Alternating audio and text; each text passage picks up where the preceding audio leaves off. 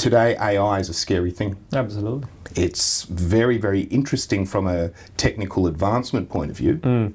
It can also be really scary from a personal protection or a company protection point of view, because threat actors and bad guys can do bad things.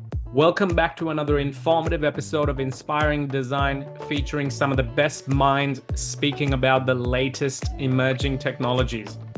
Today, we're about to dive into yet another hot topic, one that's more important than ever before in today's world: cybersecurity. But before I introduce the amazing speakers today, I want to share a heartfelt thanks to the EdTech Group and Cyber Pathways for sponsoring this episode and being willing to share their amazing knowledge. So check out the show notes on how they can help you today.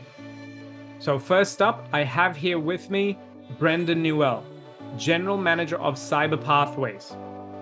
Brendan is an experienced educator and dynamic education training professional who has been responsible for leading a number of learning teams and developing programs spanning several technical domains.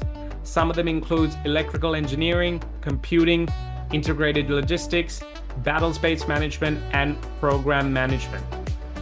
So he's the right man for the job.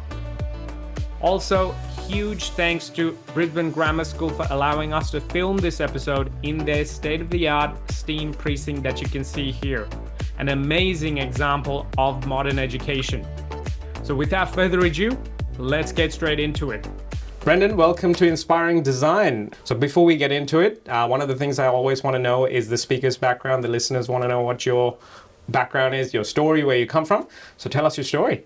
Thank you for having me here, first of all, Sean. My story is pretty straightforward, actually. So at university, I studied physics, but I very quickly went into education and training. So I spent my career, immersed in universities, working in high schools as well, and also in the vet sector. And I now am the general manager for a training business called Cyber Pathways, where we focus on cybersecurity training for people both in business, and also we do a lot of work in schools as well. Perfect. And I understand, from our own chats that you've taught overseas. You've had a pretty rich background.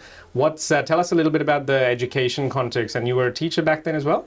Yeah, I've done a lot of teaching and lecturing, as I said, in universities and schools and different elements of the sector. Yeah. So yeah, spent some time working overseas, and I've always maintained a very heavy focus on technology. Yeah. So whether I've been using technology within the classes that I'm teaching, but a lot of the things that I have taught have been very technology related. And so Perfect. I find myself with all that experience culminating in running a business that's training cybersecurity, which Absolutely. is a lot of fun. Yeah, and look, and that's why you're the man for the job, and for people to hear from that context. So before we get into the nitty-gritty of things, tell us about Cyber Pathways. What do you guys do? What are the products and services? I know a lot from it, but hearing it from you is the important part. Yeah, look, Cyber Pathways is one of the business units of the EdTech Group, and at Cyber Pathways we very much focus on changing individuals' behaviour so that they improve what we call their cybersecurity posture. There's a lot of organisations that I talk about that will sell software products. There's a lot that will sell hardware to try and protect people in a cybersecurity context. We focus on the people part. So we look at good behaviours, good cybersecurity hygiene, we often use that term, to make sure that people are more aware of the dangers and therefore better able to protect themselves. So the products will start from everything from cyber risk audits with our clients that will often make a recommendation that they improve their cybersecurity training. We can build and implement awareness programs all the way through to upskilling an individual to become a cybersecurity analyst that can potentially work in a SOC or a cyber environment that we call a security operations centre. Yeah, awesome. And these kinds of acronyms is the cool part, because it's a new area, it's really exciting, and it's so fast-paced growing. So let's get into the topic of cybersecurity. For the people who've never come across this term before, what exactly is cybersecurity? Yeah, again, it's an interesting term. We hear it a lot these days, and it's generally a way in which we protect ourselves in a digital online environment.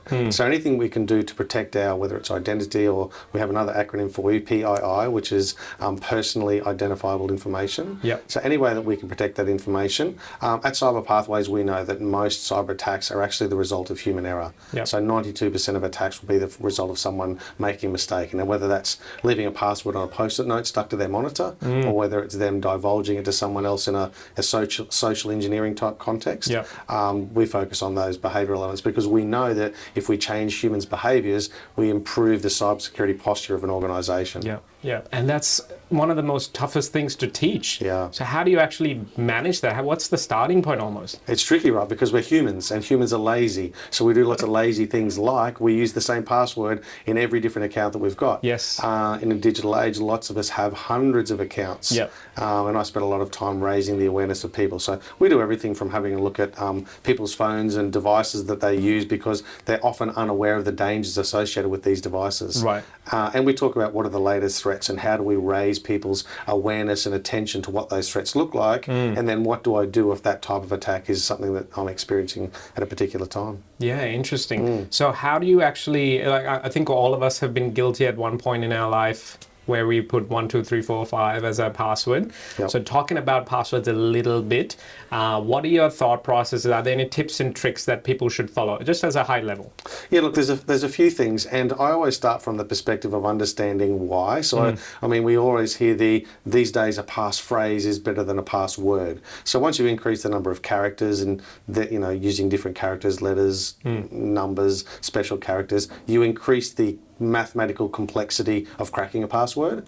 So we often say to people, don't use a password. And my favourite game is to try and guess people's passwords because it's often very easy. It'll be their daughter's name, date of birth with an exclamation, right? Or the year that they're born in, or something like that. Exactly. And social engineering is one of the big techniques that's used. Yeah. So it doesn't have to be high-end, sophisticated technology that's grabbing the data. It can be something very simple. And a lot of the attacks we see, they use a lot of psychological techniques to get the information. Interesting. Yeah, so they'll do things like establish a trusted entity. So these days we hear about deep fakes, but they can impersonate someone that we trust. Yep. Now, whether that's someone in a business that's the manager or the boss, or whether it's someone in our family that we know and trust, they use a lot of techniques to impersonate those trusted entities to try and then ask us for something, whether it's money or information, to try and extract it out of us. So, wow, interesting. And this is kind of, I think, the challenge that a lot of people have with this sector.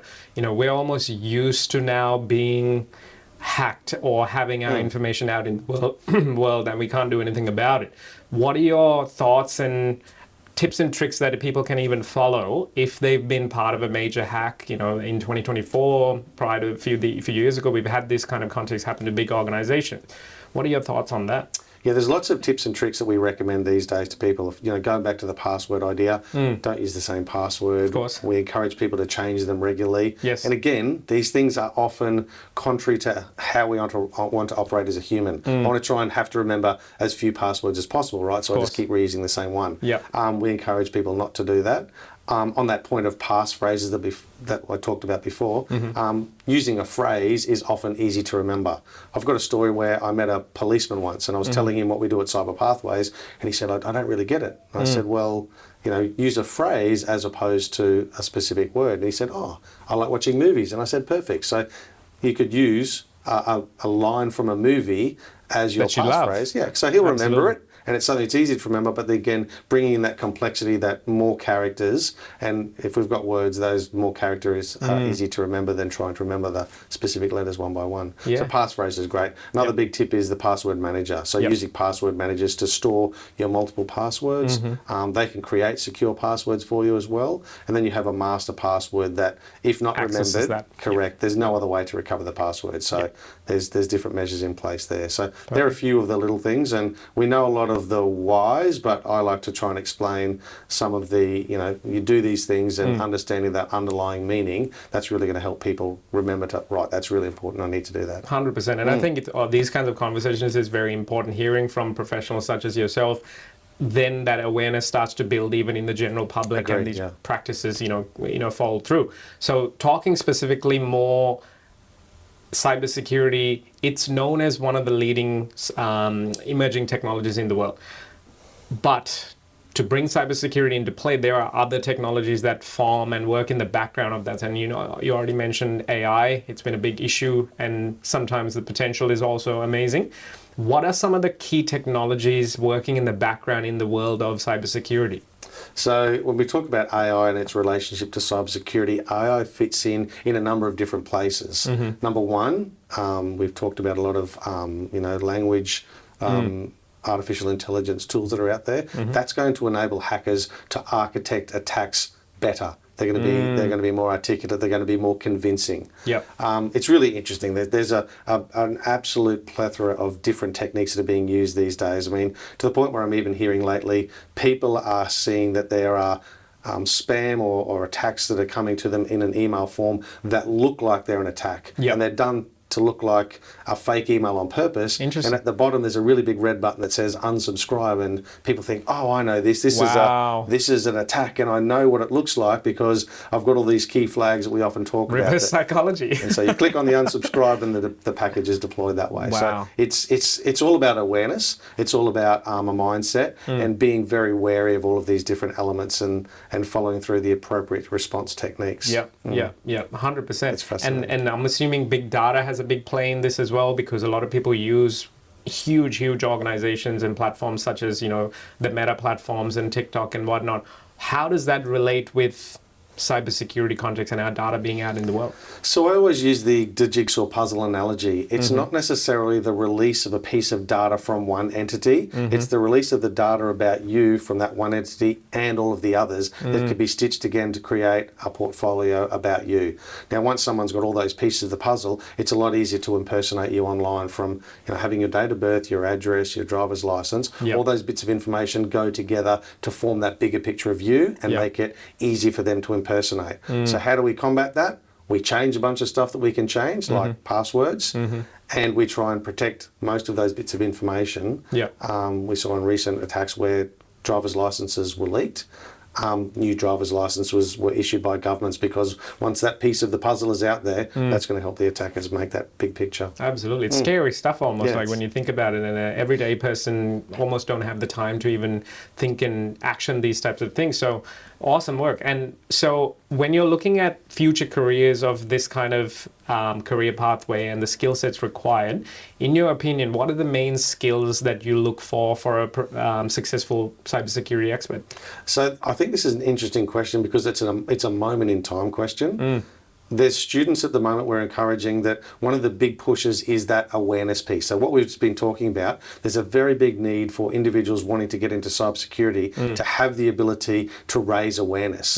And so communication becomes very important. Absolutely. So it's not just the technical, the hard skills, the coding type skills that we're looking for. We're looking for individuals that can communicate to their workforces, to their families, to people in their community, what the dangers are, to raise that awareness. So people wanting to get into cybersecurity, that awareness piece is a very big push at the moment. The other piece that we're hearing at the moment is the response to cybersecurity incidents. How do we then develop skills to help people respond to incidents as they happen? Statistics change every day, but we're talking about some 100 days for an organisation to get back to where it was in terms of normal operations after attack. Wow. On top of the significant monetary losses that they'll often experience. Of course. Yeah, so And actually, that reminded me of a recent, one of my close friends, he had a large sum deposited from an actual business transaction, and then immediately there was about roughly $8,000 that was deposited out straight away. Luckily, the banking agency was able to stop that, warn him, and recover that fund. But scary stuff, because he didn't even know where that was coming from. So it was a whole ordeal and a very stressful situation, especially if you're a small business. So when you're looking at the different types of pathways, what are some of the current, in 2024, existing careers that students can get into almost? What do they call? Like, I know ethical hacking is a good one, but I'll let you speak. Yeah, so ethical hacking we'll touch on a second, but the first answer would be when you talk about facilities that we call SOCs, Security Operations Centres, not too dissimilar to this room that we're in at the moment. There's analysts in those rooms that are looking at systems that are collecting different types of information about networks and information flow and so on. So it's a very analytical skill set that an individual who's able to, and I think I've said it to you before, it's nearly a treasure hunt. Yep. They're able to look for that piece of information, which is then going to be, well, this is kind of the clue that leads us to what's happened in the attack, and then we can take the appropriate remediation activities. But there's really a large range of skill sets that we need in cybersecurity, from that awareness piece with a heavy leaning on communication. We obviously need people with heavy coding and technical skills who are able to work on those systems that we've mentioned before. Absolutely. But also the analytical skill sets. Yeah. On the ethical hacking side, a lot of the training that we do, we're teaching skills that you could define as hacking, but we frame them in such a way that we talk about the ethics behind how we behave as humans within society, and we apply that to cybersecurity, because the skills that we're teaching, we want to be used for good. And not to be used for bad in terms of committing cybercrime and cyber attacks. Absolutely, and it's such an exciting thing. It's almost like you can do the same thing, but you're on two sides of the same sword almost. And all I can imagine is, people that would love puzzles would probably excel at these things, the detail orientation, and it is creative problem solving, which is something I love. What are your thoughts on how design thinking, critical thinking comes into play here, along with, of course, the technical skills? You make a couple of really exciting and interesting points there. There's absolutely those people who like doing the puzzles that become really good analysts, because they're able to follow a process and they're able to be very focused and patient and look at that process and try and determine what is happening in the landscape and then make decisions and act accordingly. So there are a whole bunch of different attributes you've mentioned. Design thinking obviously has a huge level of application here, because that thinking differently, that working in a team to be creative to solve the problem, is very much what cybersecurity is all about. Sometimes the attack that's being launched is very subtle and it's hard to detect, but those people with those types of skills will be able to find the signs that indicate what's happened, and then they'll be able to take the steps to try and remediate the situation. It's all of these stories are coming into my head, and one of the things that I almost got part of was I got a push notification, and this is when push notifications on phones wasn't really something that we had fully defined it, but it was the fact that my phone was supposedly hacked, and it said call a 1-300 number, and immediately I did, because it's an Apple context. And then the hilarious part was the conversation was always, hey, I need this information, I need this, I need this, which was odd, because a company like Apple already has that context set up. So what I did was I went, I'm going to talk to the actual humans. Let's go to the Apple store. And they went, we don't call you. We literally don't call you. Correct. So this is a scam. So immediately do this, this, this. Problem solved. So it's these kinds of like information and stories that raises awareness. So exciting field. With AI, I think a lot of this field is going to get more and more complicated. What are your thought processes on students studying this now? What kind of a landscape do you think they can expect in the next 10 years? I probably would suggest it's the most changing landscape we've ever seen. So what those students are going to see in the future is actually really hard to determine, because as we look at machine learning, we look at AI, we're going to find that the advances in the field, both on the types of attacks being launched and also the types of defense that we can put up to try and combat these attacks, is going to really change quite a lot in the future. The skills that we have been talking about are what's going to be important. Yeah. So no matter what that landscape, those skills and individuals who can build up those skills are going to be the ones that are going to help us defend against those attacks. Even when AI comes on board and starts to, help those attackers launch more sophisticated attacks, hopefully it'll also help us defend against those attacks with better systems and better recognition of what an attack looks like and better responses overall. Absolutely, and obviously it's a rarer skill set as well. So, are there any predictions on earning capacities for students? Oh, that's a tricky one. We're actually finding in the industry at the moment that cybersecurity analysts of different levels are getting paid very good salaries. We're talking, 6-figure annual salaries. Yeah. So they're very well paid, and there's different areas of specialisation. So, for example, some of the students that I'm working with, they're really keen to look at the GRC element, so governance, risk and compliance. So there's those that have that type of interest and then can turn that interest to the cybersecurity field by looking at how do we set up frameworks and how do we govern, cybersecurity and information interactions around the world. So there really are a lot of areas, but they are in high demand. There's a very big skills shortage, and there's some very handsome salaries for those who've got the right skills to I think that's the exciting part. Absolutely. Yeah. So looking at that exact context, what's your advice for students or even graduates? They might be in a tertiary level, they might be at home with their own business ideas, or they might be here in a place like this. What's your advice for the students? I think the great thing about cybersecurity is that there is a place for all types of people. So I think it's about always understanding what it is that's your preference in terms of what you like to do, how you like to operate, and try and build those strengths, try and fill in the gaps as well, but build those strengths and look at how you can bring to bear those strengths within the cybersecurity field. So as I said, for some people it's GRC, it's policy and compliance management. For other people it's, into the coding, and for some it's, communication. How do I help raise the awareness of individuals and make them less vulnerable and increase that, what we call it, improve the overall cybersecurity posture. Oh, awesome. There's a spot for everyone, which is fantastic. That's a good thing. And then sometimes people don't know that, and they think unless you're heavy with coding skills or something like that, it's actually not for me.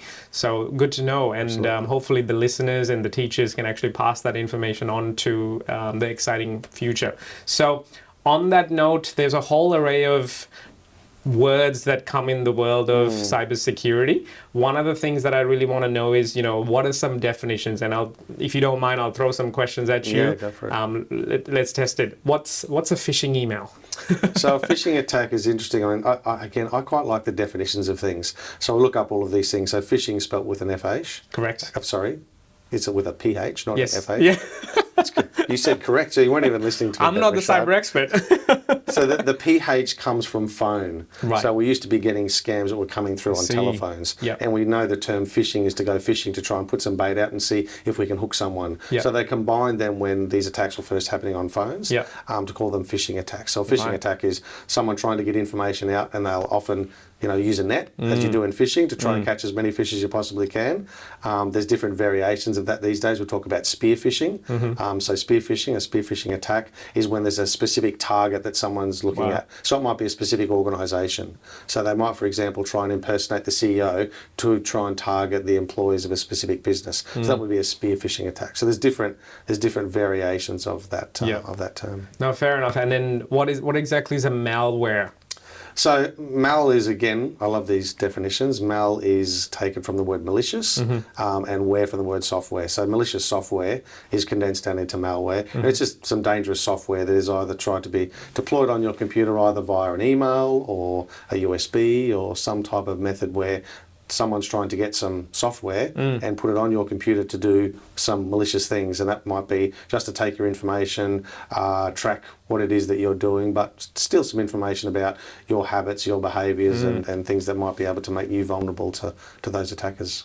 Interesting. It's very interesting. And these are the kinds of things I think that worry. And one of the common things that you hear is public Wi-Fi areas is not a good area, and if someone's actually connected within the same Wi-Fi network, that could be a very dangerous situation. Can you share a little bit about that? Yeah, I'm a little bit regretting that I didn't bring my briefcase, my spy-looking briefcase, because I've got lots of gadgets in it, and within that briefcase I have devices like that you can, so I can go and set up there's a product called a Wi-Fi Pineapple, and again, a lot of these products are very readily available on the internet, and I can get a Wi-Fi Pineapple, and I can set up a Wi-Fi Pineapple to look like a Wi-Fi network. Right. And if someone goes and finds a public Wi-Fi network that's unlocked, they could set up with a Wi-Fi Pineapple a Wi-Fi network that looks a lot like that one and encourage people to log onto it and steal their credentials. Some of those devices can do lots of things like push people off the network first, so if they are connected to a public network, and then hide the network they were trying to connect to, theirs will be stood up. And it'll be the same name, wouldn't it, sometimes? Yes, you can make the same name. Or sometimes you'll put an underscore instead of a dash, and you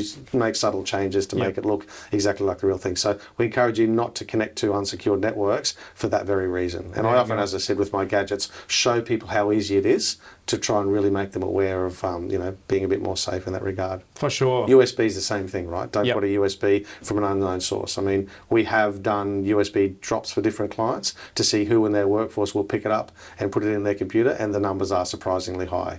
And we usually put a little sticker on it to make it really enticing, right? To tell them this is some really saucy bit of information that you really want to find out about, to encourage them. And again, that's the psychological tricks that are played to try and make people fall for the traps. Look, some of the other things we often talk about are a sense of urgency. So if you want someone to react quickly, the end of the day is a great time for them to get an urgent message, say, quickly, can you please address this before you leave work today? Yep. And people So they're not thinking they're in that rush. Exactly. They'll rush and they're not going Yeah. to think about what they're doing necessarily. Wow. So Interesting. I feel like we can talk about We this could, all day. we could. But what's the best way if they do want to reach out to you and learn more about this type of thing? What's the best way to get in touch with you? Yeah, so Cyber Pathways, I love our business name because we do exactly what makes the name sense, says. yes. We help you find a pathway into cybersecurity. And we do that from, as I've said before, lots of different ways. So contact us via our website, so cyberpathways.com.au. Our phone number's on the web as well. But yeah, look us up, look me up, and feel free to get in touch and ask as many questions as you like, and hopefully we can help put you on the right cyber pathway to a career that excites and energizes you to succeed in the area. Love it. And on the back of every one of my episodes, I do like to ask a bit of a random question. Yeah, go for it. And this is a curveball, and I've been kind of trying to think what's the best way to do things here. But because it's a cybersecurity context, I'm going to frame it in that world. If you could have one wish for a cybersecurity friendly world for the future, what would be that world law in that context? If you had one wish. That's a really interesting one. I think I wish that the world was in a situation whereby there weren't individuals in the world who thought it was okay to take advantage of others by taking their money or their information. So for me, it's not so much the tools that are available, it's just more the behaviours of those trying to launch the attacks. Absolutely. I mean, unfortunately, cybercrime is, we believe it's the third biggest economy in the world behind the US and China in terms of dollar value. So it's a huge industry, and I wish it wasn't an industry because I wish there weren't people out there trying to prey on individuals and take what isn't theirs, whether it be their information, whether it be their their bank account balances and so on. For sure. There you go. Well, thank you so much for your time, mate. And I'm hoping that every one of the listeners, they heard your definitions and they'll go learn and research more about it and get in touch with you. So thank you so much for your time. Thanks for your time. Pleasure. Cheers, mate. Thank you. Next up, our second speaker is none other than Adam Jacobs, Managing Director and CEO of EdTech Group, a national education and training organization specializing in digital technologies education. Together, the EdTech Group's industry-leading brands such as Junior Engineers, Audiry, and Cyber Pathways deliver world-class digital technology education to school communication softwares and cybersecurity education to support educational institutes, corporate organizations, parents, and students. Simply amazing work. So let's get straight into it. Adam, welcome to Inspiring Design as well. We just had a chat with Brendan, and there's another arm to this episode. So I want to, before we get into the nitty-gritty, I want to learn your story. So can the listeners want to know always where the background of the story and the expertise? You've got a rich one. What's your story and background? Sure. So my background is actually corporate finance, investment banking. And I tell people it took me 5 years to realize that I didn't want to do that for the rest of my life. That's not bad. Yeah. Most people work it out much quicker than I did, so I don't know what that's saying about me.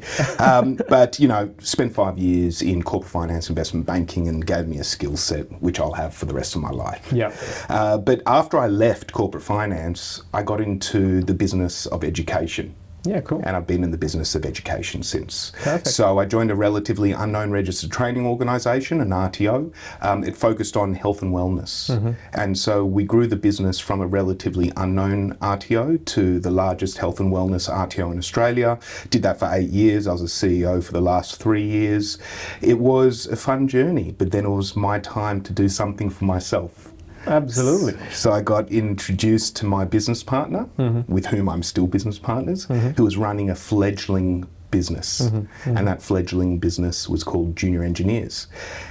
Digital technologies education for kids.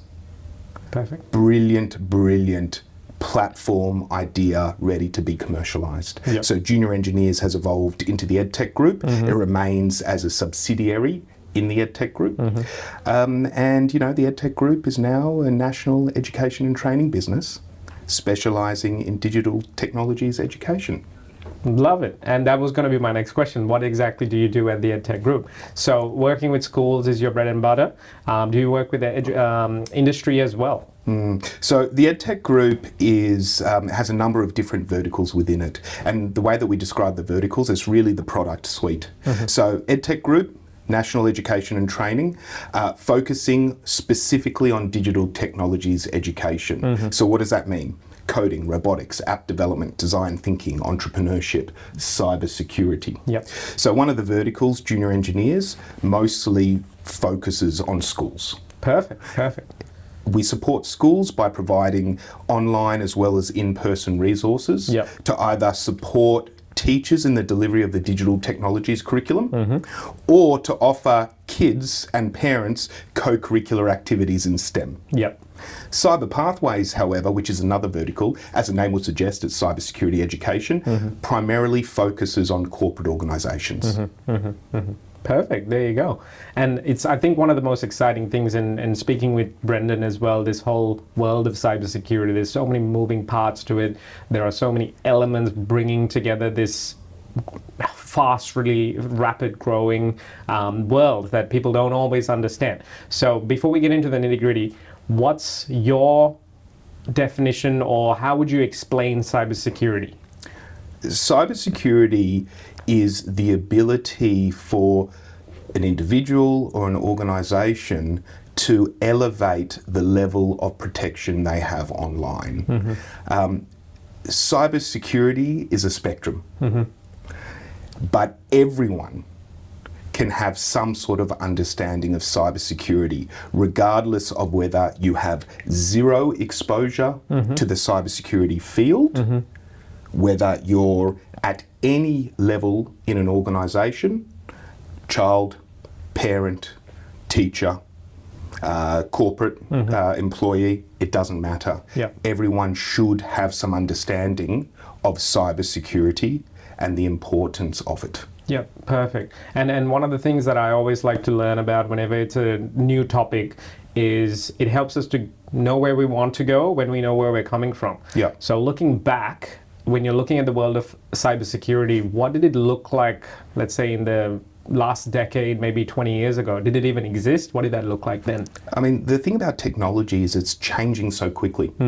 So if you were to say to me what it looked like 5 years ago, 10 years ago, it typically reflects the current technological landscape. Let me talk about digital technologies and then I'll get into cyber. When we first were launching Junior Engineers in 2013, we'd go to schools and say, your kids should learn how to code. And schools would say, why the hell would my kids need to learn how to code? Fast forward to today, coding is in the digital technologies curriculum. It's super important.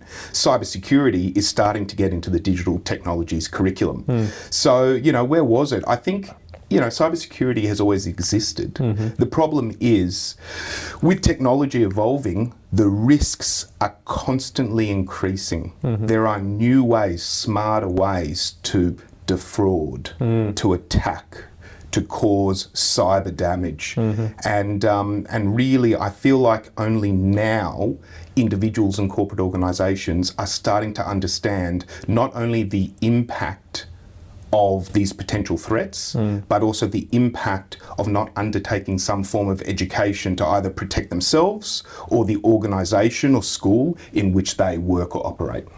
Yeah, and I think it's the rule of thumbs that I've heard is it takes roughly 100 days for an organization to apparently recover from a said particular attack, or you know, if they actually go through those things. And you know, these stories of money coming in and immediately being taken out of small businesses, that can be so damaging and almost sometimes can land them in such huge issues that they can't even sometimes recover from. So where you're coming from in the current landscape, so if it's been constantly changing, we're in 2024 right now, AI is obviously very much embedded into our world. What does that outlook look like from an industry perspective, and currently looking at it at today? And my next question is going to be, what does the future look like?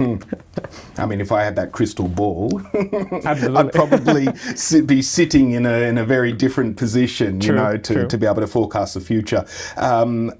In terms of sort of today's landscape and cybersecurity, I think today, first of all, let's talk about the actual cybersecurity industry in Australia. Right now, there's a reported between 18,000 and 25,000 person deficit in terms of qualified cybersecurity personnel and roles or organisations looking to place that qualified person. Yeah. The problem is that deficit is not shrinking. It's actually growing, which means there has to be more organisations like Cyber Pathways out there qualifying individuals. Now, in terms of today, the one thing I would note is in order to significantly improve your own cybersecurity protection or the cybersecurity posture of your organisation, there are a lot of accessible bits of education that you can undertake, which you couldn't do a number of years ago. Yeah. Right? So, you know, self-paced learning, culture and awareness training, just understanding the positives of things like password, what's the word I'm looking for? Password strength, all the way through to multi-factor authentication. These are things that might sound like, you know, different language to certain people, but it's really easy to understand. So I guess the point is today, there are a lot of providers, even online, who can access this type of information that can help secure individuals. Yeah. For a corporate, Yeah. I think we are slowly starting to understand the need for corporate organisations to really take ownership of their cybersecurity posture, but we're nowhere near where we need to be. Yeah, yeah. And where do you think it might be in the next, like obviously this gap widening, if these kinds of problems aren't addressed in today's society, what's that world going to be? I think the scary thing is the perpetrators, the threat actors, will always be one step ahead of those protecting. That's just the nature of cybersecurity. Yeah. But there are ways to mitigate your risk. Can I talk about where we are in the future? No, but I'll talk about the fact that, you know, these cyber terrorists will always harness the latest technology to do wrong. Yep, yep. You know, today AI is a scary thing. Absolutely. It's very, very interesting from a technical advancement point of view. It can also be really scary from a personal protection or a company protection point of view, because threat actors and bad guys can do bad things. In your, and exactly playing to that attribute, what kind of thing is actually possible in 2024? Okay, so I'll tell you a couple of stories that you will honestly think I'm making up. No, go for it. That's the kind of thing that we want. I think even the listeners being aware of these things is the important thing. I recently worked with a security operations provider who run their own SOC, which is a security operations center. So they're a SecOps provider. And they told me a story of a corporate organization whom we all know. I'll not mention them. Fair enough. Whose credit cards, they had a number of credit cards on file, and about $3 million worth of credit cards were stolen.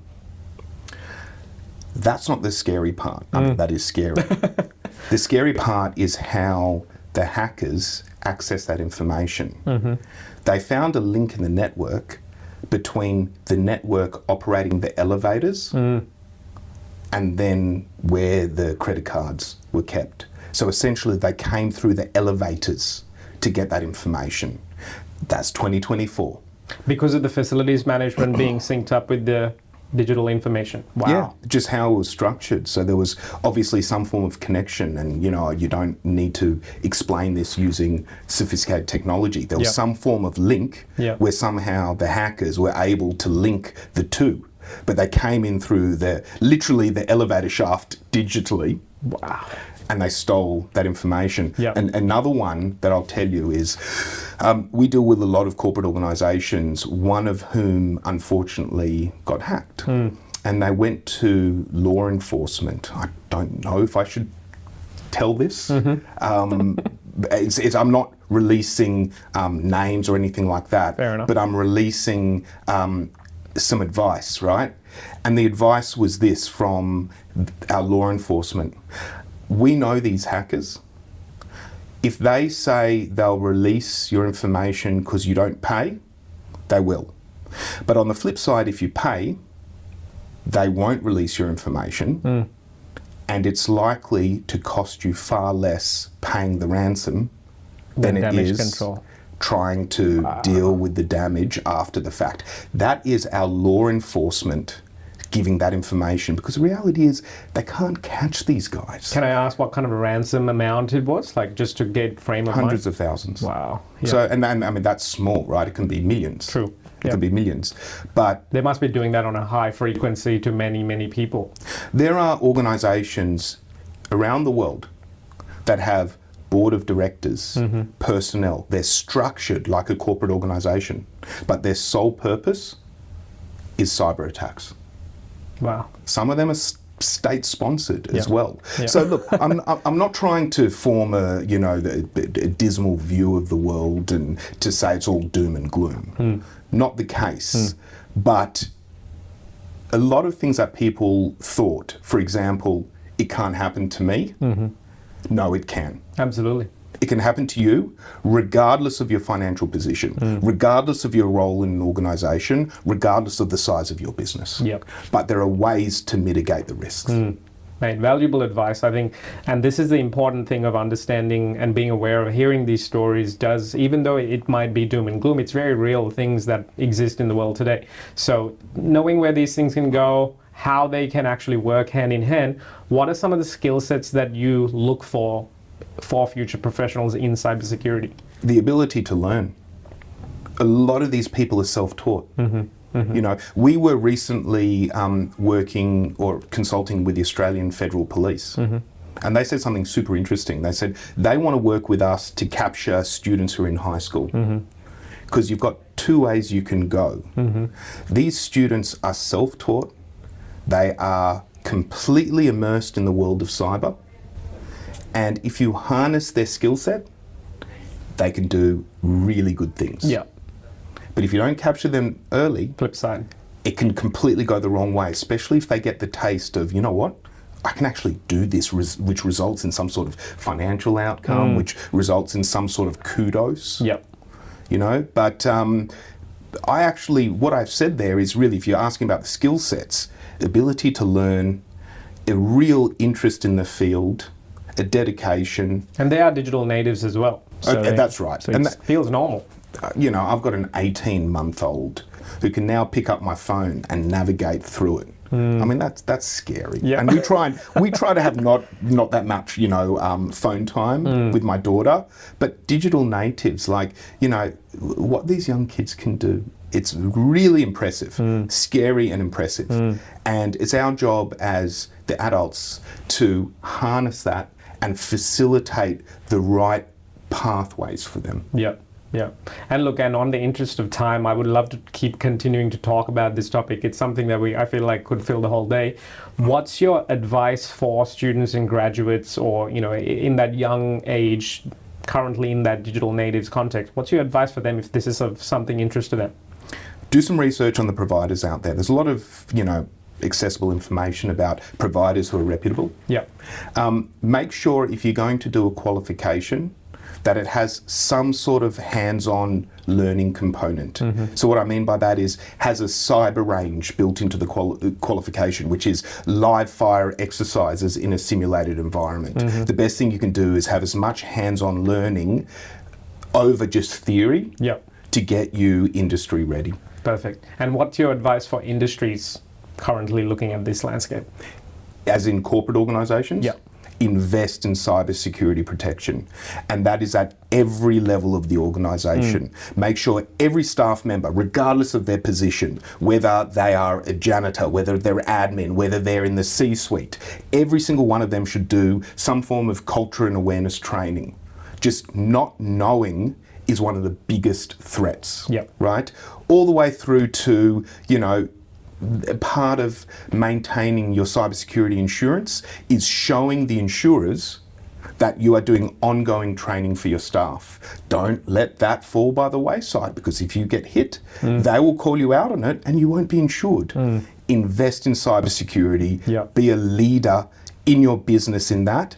And I'm telling you now, while it's one of these things that you don't know until you're impacted, you don't want to find out the hard way. Correct. And I think when it comes to this world, ignorance is not an excuse anymore. Ignorance is not bliss. Yeah. It's. I can tell you now, financially, it will cause heartache. Fair enough. Now, that I think valuable advice all around. What's the best way to get in touch with you and learn about these things if anyone's interested? Yeah, sure. So the best thing would be to visit our website, which is www.cyberpathways.com.au. As I said, Cyber Pathways is a subsidiary under the EdTech Group. Yeah. Or you can call us 1300 089 344. Perfect. And last question, this is a little bit of a curveball. I've asked this from Brendan as well. He gave some interesting responses. If you could have one future law for a perfect cybersecurity world in the future, what would that be? That every corporate organisation and school is mandated to undertake some form of cybersecurity education. Love it. Perfect. Mate, thank you so much for your time. Thank you. Appreciate it. Cheers. That's it for today's episode. Now it's time to take action and build on the learnings to get inspired. First up, jump onto rashansenanayake.com/podcast and check out the show notes, links, and other relevant learning materials from this amazing episode. Next, if you learned something new today, click that subscribe button and set yourself up to receive live notifications on future episodes, as well as more opportunities to learn from our amazing guests, brands, and speakers. Last but not least, it's time to have your say. Join the conversation and share your thoughts and feedback on today's episode with a review, all while joining many others with a 5-star rating for Inspiring Design with Rashan Senanayake. Till next time.